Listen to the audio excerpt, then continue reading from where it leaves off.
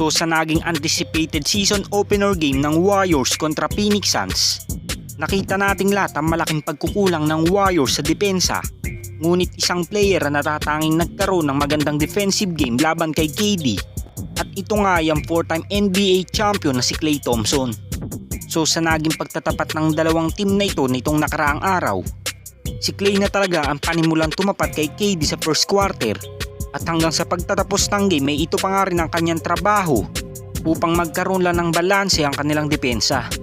At dahil sa excellent performance si Klay Thompson laban sa kanyang former teammate, maraming mga eksperto at mga fans ang pumuna dahil napakalaki nga daw ng improvement ng depensa ng 4-time NBA champion. Ganun pa man sa biglaang pagbabago ng performance si Klay laban sa Phoenix Suns, sinagot nito ang mga argumento patungkol sa pagdepensa nito kay KD. At ayon sa kanyang interview, ang pinakang susi nga daw para depensahan ng mga kagaya ni Kevin Durant ay kailangan mo nga daw gamitin ang iyong quickness upang magkaroon ng apekto sa motion ng kanyang shooting.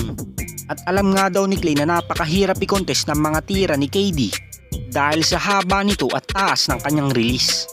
At giit pa ni Klay sa pagkakaroon nito ng good defensive end laban kay Kevin Durant, lahat nga daw ng kanyang pagdepensang ginawa ay natutunan nito sa former finals MVP na si Andre Iguodala.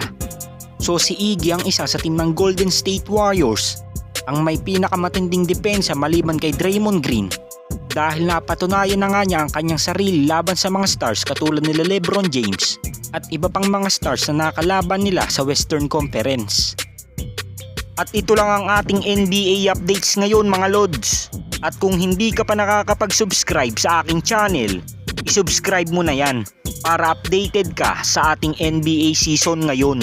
Salamat po.